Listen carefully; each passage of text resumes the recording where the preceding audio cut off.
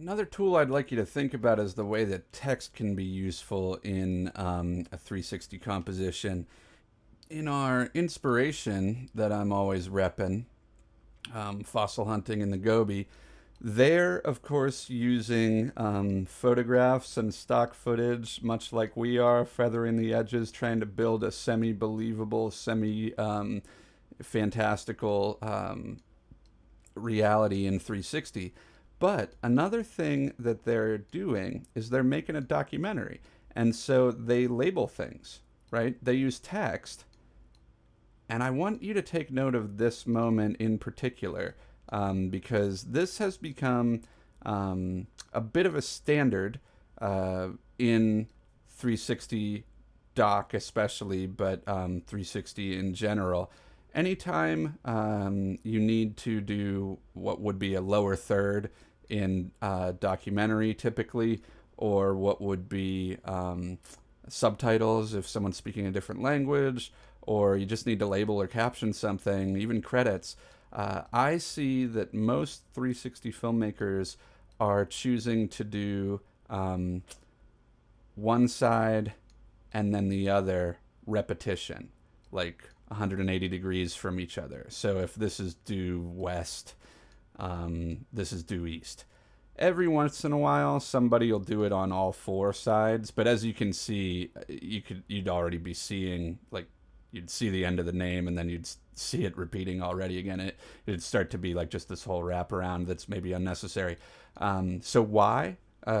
You'd probably know the answer before I even tell you, but we don't get to say where our audience is looking. We can't be sure that our audience is looking at this Roy Chapman Andrews. We might be over here. And even those two are no guarantee. Heck, we could be looking at our feet or the sky or over here. But if I take up two of the likely areas that a person is looking at any given time, when this stuff starts to appear, right? Not only is this a good spot, but like this is a good spot. Someone will see this and they'll turn to read the text. This is a good spot. We've covered all this ground. Like down here, I'd still be like, oh, there's text over there. I want to see what it is. So we're covering a lot of ground just by doing two sides. And here, I think they've even been a little clever. One's lower than the other, so just in case we got those shoegazers, then you grab their eye. So I want to encourage that kind of thinking in our project too. And the way I would do that is if I go to graphics and do a new text layer, I'm going to find my new text layer right over here. It's going to be twirled open, and I can go to type. Now, normally what I'm used to with this way of doing text here is if I double click, I expect to be able to like pop it open and type on it. But it doesn't do that with toggle VR video display on. You've got to go out to equirectangular to be able to type. So I'm going to type something suitably cheesy, given what I just made. VR is a portal to the future. We're going to get sci-fi here, and that'll be the little theme of my tutorial collage here. VR is a portal to the future because we got portals, get it? And it's the future now after our transition. So VR is a portal to the future. Sweet. This is very cool and not at all cheesy or embarrassing. But it has the same problem that any other footage has. It's bending around our sphere or sort of cylindrical space here. And if I move it up or down too far, it starts to disappear into the vortex, right? It gets stretched out like it's being sucked into a black hole. And so while this could look okay, like with text, I honestly think like you may like this.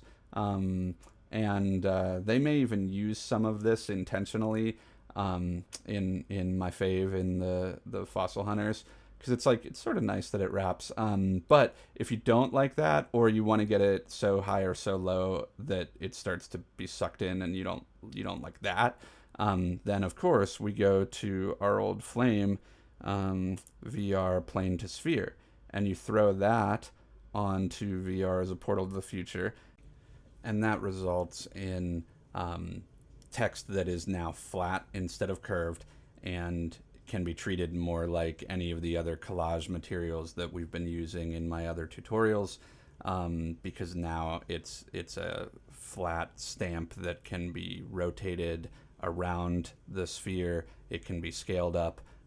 If it's high or low, it doesn't get stretched, and it can also be rotated in the source to create faux 3D effects like oblique angles. And all of those effects can be keyframed, so if you want your text to seem to grow or to rotate or to animate in any of those dimensions, it can with VR plane to sphere.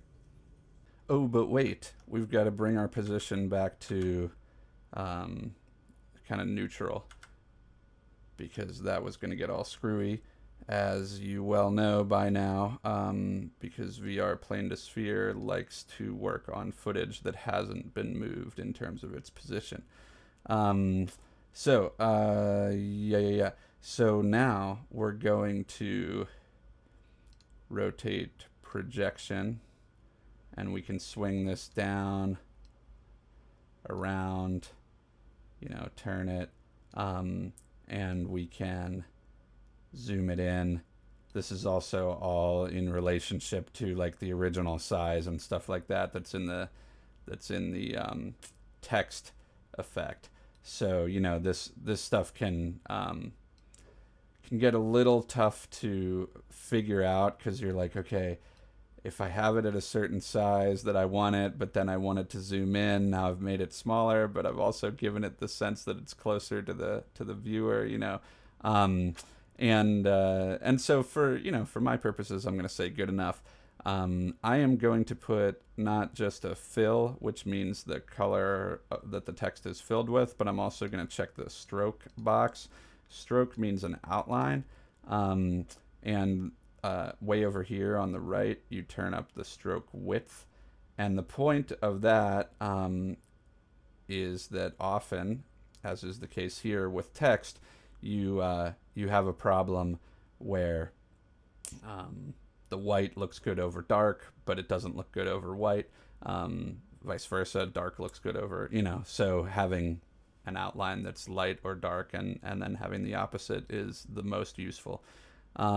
So, okay, if I decide that this is my goal here, VR is a portal to the future, then what I'm going to want to do is duplicate this. So I'm just holding Alt and dragging, and now I've got two of them. And this other one is going to go way around the other side. So you can, put this anywhere. You could be like,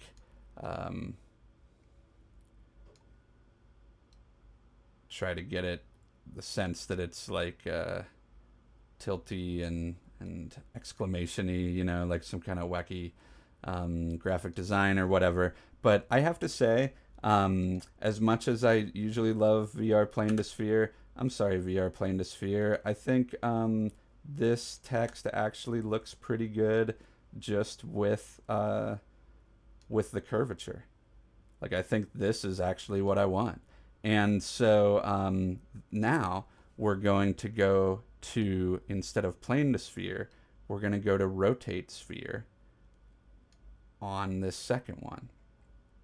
And that's just going to allow us to spin this other one. And I'll for you math heads in the audience, I'll make sure it's picture perfect, exactly 180 degrees on the other side. And so now as you're watching this, this text can fade in with a nice smooth cross dissolve. and we now have a sort of ancient magical portal location that becomes a transportation to a more like media savvy setting, I guess. And then ta-da, VR is a portal to the future, right? This is like for the VR lobby. They're paying me to do this, you know. And big VR is lining my pockets for this advertisement for the whole VR industry. And we now, no matter where we're looking in this edit, are almost guaranteed to read this. And so, as much as you can obviously see, I'm goofing around and having fun. The point of this strategy is that it's super useful for any text that we absolutely need to read. So, a title, a credit, a caption, a lower third, a subtitle. If you're giving us like a tour of a location, any of that kind of informational text that you need us to not miss, I highly suggest you think about its placement in the sphere, whether you want it to curve or be flat, and use appropriately VR plane to sphere for flatness, or don't use it for this curve, and then duplicate it on the other side and rotate it with rotate sphere.